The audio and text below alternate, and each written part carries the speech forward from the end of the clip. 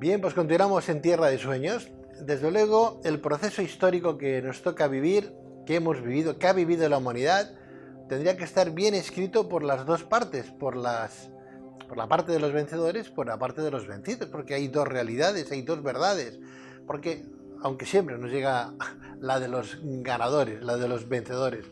En cualquier caso, como diría Santillana, quien no recuerda su pasado tiende a repetirlo, o sea que podemos también acogernos a lo que hemos vivido para no repetir aquello malo que hicimos en su momento, porque el ser humano a veces es el único animal que tropieza 2 y 3 veces con la misma piedra. Bueno, quien sabe mucho de historia es nuestro siguiente invitado, que acaba de publicar su último trabajo, que habla de la piratería y nos muestra hasta qué punto es ciencia ficción lo que nosotros entendemos como piratería hoy, aquellos bucaneros, corsarios, etcétera, si en verdad, en realidad, es lo mismo que ocurre cuando vemos una película o no tiene nada que ver. Vamos a descubrirlo gracias a este último trabajo que se titula La historia de la piratería, de la editorial Almuzara, de Javier Martínez Pina, que lo hemos tenido no solamente en este programa, sino también en el programa de radio de Luces en la Oscuridad. Lo pueden ustedes buscar, lucesenlaoscuridad.es, en grabaciones, y aparece ahí su cantidad de libros que tiene cosechados durante muchísimo trabajo. Javier Martínez Pina, muy buenas noches. Hola, buenas noches, Pedro. Bienvenido, Javier, bienvenido. Javier, ¿es ciencia ficción, realidad? ¿Hasta qué punto nos acercamos, bajo tu prisma, bajo tu investigación, a lo que es la piratería en sí? Pues la intención del libro precisamente es eso, es tratar de desmontar esa imagen romántica, esa visión que hemos tenido de los piratas como héroes de capa y espada que nos ha transmitido la literatura desde el siglo XIX. Y ahora en el siglo XX, pues la televisión, el siglo XXI y los videojuegos, ¿no? Para tratar de demostrar lo que realmente fueron estos piratas. Que la mayor parte de las ocasiones fueron unos seres que hicieron de la violencia, del asesinato y de la tortura, pues sus formas de vida más características de cada uno. O sea, ¿hay etapas entonces dentro de la piratería, Javier? ¿Hay etapas? ¿Hay diferenciaciones? Hay etapas dentro de la piratería clásica, pero no tenemos que olvidar que la piratería es tan antigua como la navegación misma, y por lo tanto las primeras referencias sobre actos piráticos protagonizados contra barcos mercantes o contra ciudades litorales son muy antiguas.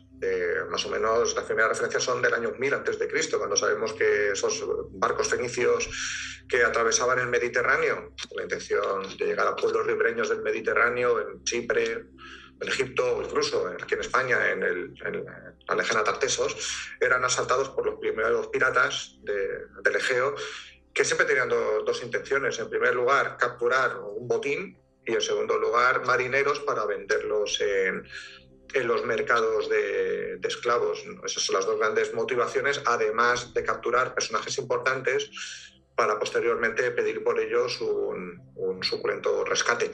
Tal y como ocurre con Julio César, más tarde en el tiempo, cuando fue capturado por los piratas cilicios.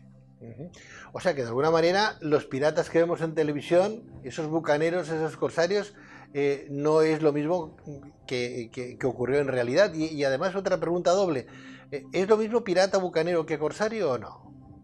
No, es difícil de distinguir, ¿no?, estos términos, porque hay muchas veces piratas corsarios, que un corsario lleva a cabo acciones de piratería. Un pirata, en términos generales, es una persona que realiza sus actividades delictivas, pero sin la protección de ningún Estado.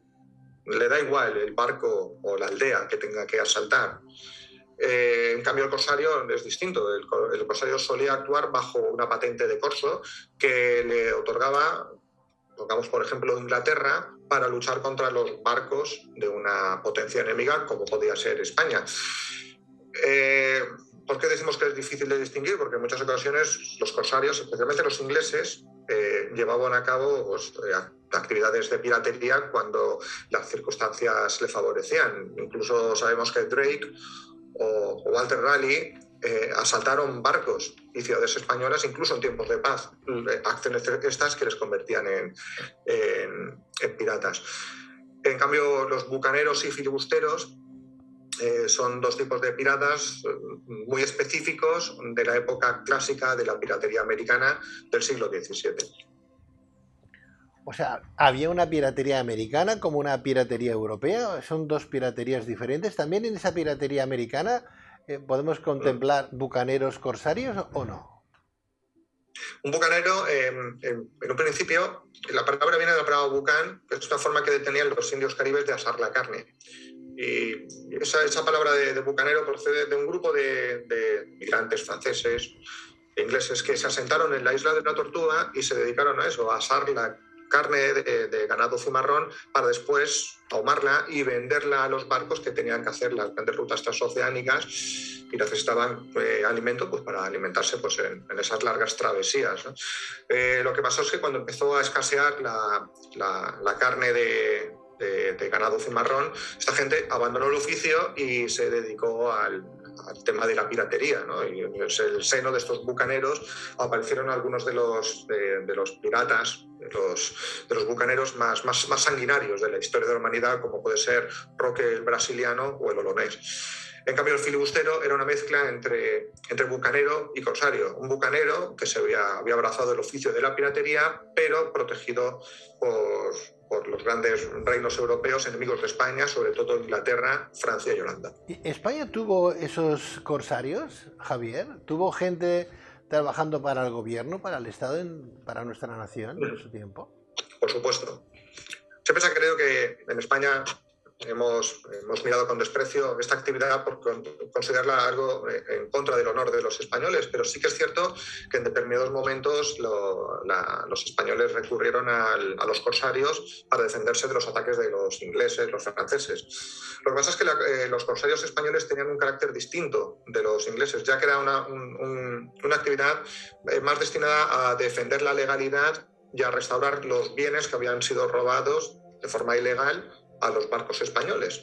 Tenían la intención simplemente de defenderse, ¿no? de estos ataques de los piratas de otras naciones europeas. Y dentro de los corsarios españoles, en el libro Trato 1, fue famoso canario que se llamaba Amaro Pargo, ¿no? Incluso relacionado con la existencia de uno de estos grandes tesoros piratas que tanto gusta a la gente.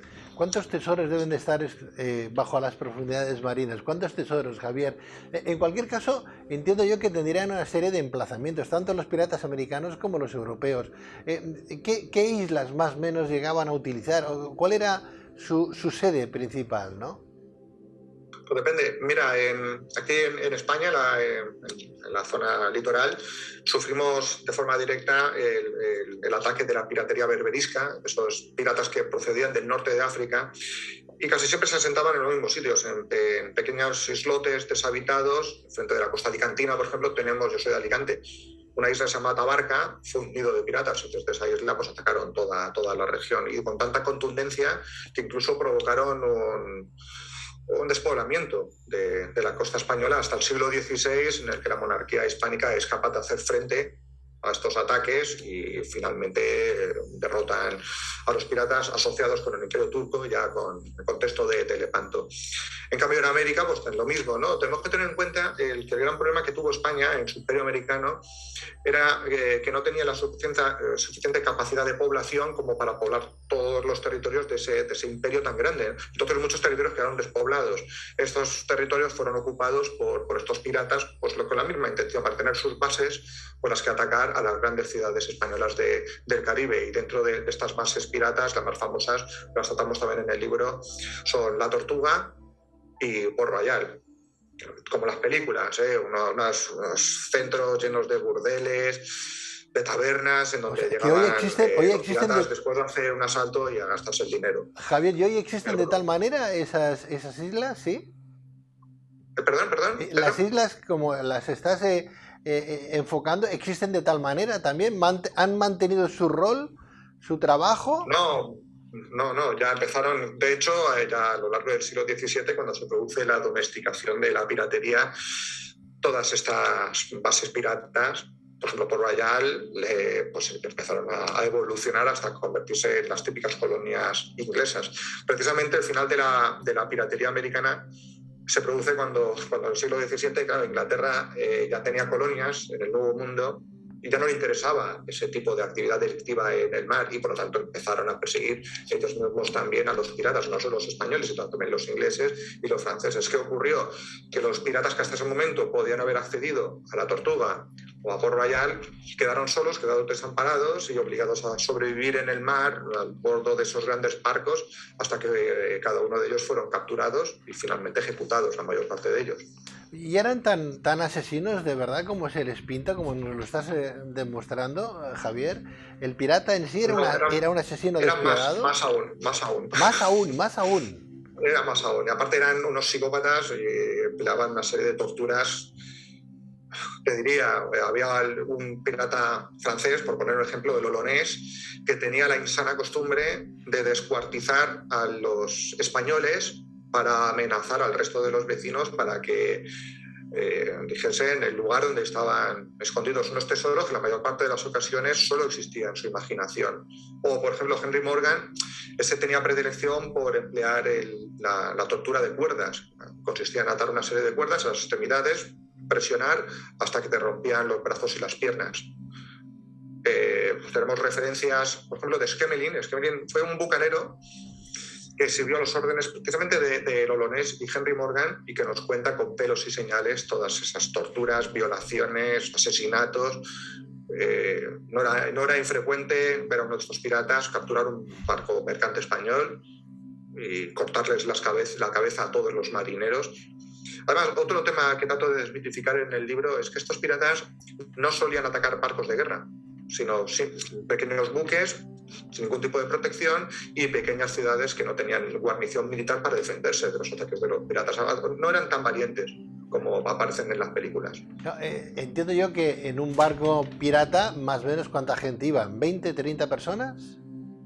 Depende, es que había muchos tipos de barcos piratas. Habían grandes barcos como el último momento de la piratería, en la época estamos hablando de Barba Negra, y habían unos barcos mucho más pequeñitos. No solían ser grandes barcos los piratas, por la sencilla razón de que esta gente necesitaba perseguir a sus presas, y con los grandes barcos artillados no tenían la velocidad suficiente para capturar esos mercantes. Pero solían ser barcos pequeños de 30 a 40 marineros como mucho, la mayor parte de las ocasiones. Mantener 30 o 40 marineros, Javier.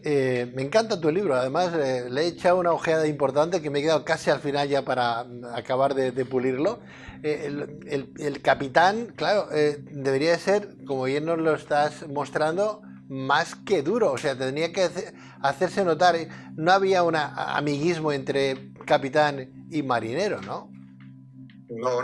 Otra de las cosas que se desmitifica es esa imagen de carácter incluso democrático que se ha llegado a hablar del mundo de la piratería. Es totalmente real. El pirata tenía un poder absoluto sobre sus hombres, y si eran violentos con los españoles, sobre todo con los españoles que capturaban en alta mar, igualmente violentos eran con los propios marineros que no cumplían las normas. Había una serie de castigos terribles, como podía ser abandonar al marinero en una isla desierta hasta que subía la marea para que se ahogase, o malmarún, que consistía en que si la falta era menor, dejar a un pirata en territorio español con un arma, pues, para que fuese capturado por los españoles, y la mayor parte de las ocasiones fallecía. Los típicos latigazos, o pasar al marinero por debajo de la quilla, siempre que desobedecerse al capitán pirata. Bueno, en cualquier caso vamos a recomendar tu libro, Javier Martín Espina, profesor de Historia, escritor e investigador, con este último libro, que ¿cómo es el título? Es un poco largo, ¿no, Javier? El título no solamente es Historia de la piratería. Claro, es que la editorial Almuzara tiene una colección que se llama Eso no estaba en mi libro de, y cada autor tiene un tema. El mío es la piratería. Eso no estaba en mi libro de historia de la piratería. También tengo el de la Edad Media. Ah, claro, eso no estaba en la historia de la piratería. Eso no estaba en mi libro de la historia de la piratería, o eso no estaba en mi libro de la historia medieval. ¿Sí? De la Edad Media. De la Edad Media. Muy bien, de Javier Martín Espina, editorial Almuzara. Javier, oye, muchísimas gracias, un placer. Bueno, algo hemos aprendido hoy de los piratas, al menos a saber que el mundo está ahí y que posiblemente algún pirata sí que podemos encontrar hoy todavía en esos mares. Seguro, seguro. Ya no tiene la relevancia que tuvo en los siglos XVI y XVII, pero sí que están produciéndose casos de piratería en el mar. Sino De que se hecho, los... mira lo que está pasando en Somalia, de Exacto, es estos lo que te países iba a que sí decir. que... Y películas que han hecho como Capitán, por ejemplo, con ese barco que desde esas latitudes pues son apresados por los piratas somalíes. Javier Martínez Piro, muchísimas gracias. Gracias, Pedro, un placer. Igualmente, cuídate mucho, amigo. Adiós, muy buenas noches y éxitos. Bien, pues hasta aquí hemos llegado en Tierra de Sueños. Solamente recordarles que estamos semana tras semana con todos ustedes desde 25 Televisión y asociadas en España. También nos pueden seguir en el propio canal de este programa, en YouTube, poniendo Tierra de Sueños, y ahí aparecemos y verán ustedes un montón de entrevistas que venimos colgando con diferentes platós, porque este programa ha tenido diferentes platós y ha tenido diferentes cadenas donde se ha emitido. En cualquier caso, aquí estaremos la semana que viene. Si no pueden esperar a la semana que viene y quieren escuchar algo de la temática que venimos desarrollando en este programa televisivo, no olviden que el mismo equipo viene presentando un programa de radio que se llama Luces en la Oscuridad, a nivel nacional desde hace nada más y nada menos que 32 años. Lucesenlaoscuridad.es es su página web y ahí nos podemos encontrar cada noche de jueves a domingo a partir de las 12 de la noche y hasta las 3 de la madrugada. Bien, pues sin más, nos vemos aquí en Tierra de Sueños el próximo día, cuando a ustedes les vaya bien, a partir de esta misma hora de la noche. Que tengan ustedes una bonita noche, una mejor semana y no se olviden de ser buenos. Adiós. Y onírico. Cierra puertas, abre caminos, sigue el viento y deja el sol a tu espalda. Tierra de Sueños.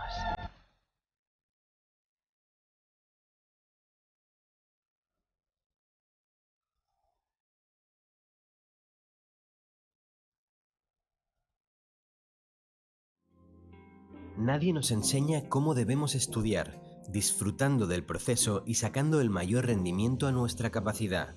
Supérate es el único sistema que unifica técnicas de estudio y superación personal, potenciando la inteligencia emocional, las habilidades sociales y la resolución de conflictos de una manera individualizada y personal para corregir, solucionar y mejorar su sistema de estudio o trabajo.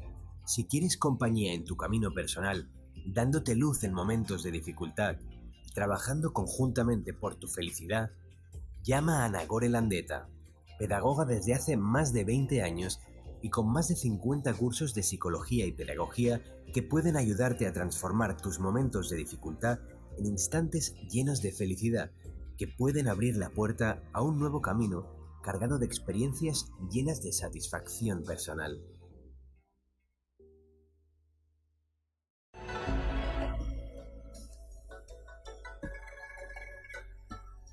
Guía espiritual Alma Sans. Existen muchas razones para quererse, para amar y amarse, para equilibrar nuestras emociones y nuestros estados alterados de conciencia, nuestras energías. Alma Sans, mucho más que una guía espiritual, tu paz y equilibrio interior. Teléfono 674-337-904. Alma Sans.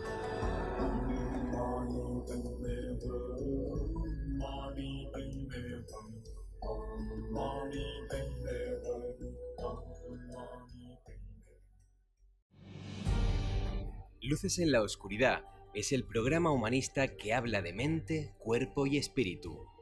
En nuestro afán por llegar a todas nuestras luciérnagas, hemos querido dar un paso importante y crear una nueva app para que puedas escucharnos desde y cuando quieras.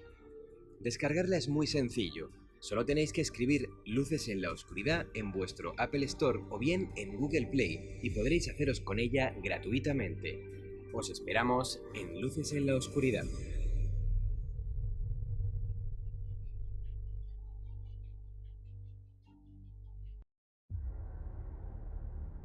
El sistema inmunitario protege tu cuerpo. Es esencial para sobrevivir. Cuando tu sistema inmunitario funciona de manera adecuada, tú te sientes bien. Tu sistema inmunitario está evolucionando día a día a medida que se enfrenta a las múltiples amenazas a la salud del mundo moderno. 4Life Transfer Factor es la forma en que la naturaleza fortalece tu sistema inmunitario.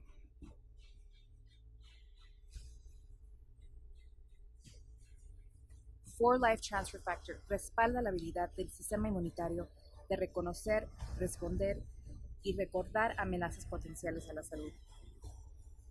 Cuando te sientes saludable, puedes vivir la mejor vida posible.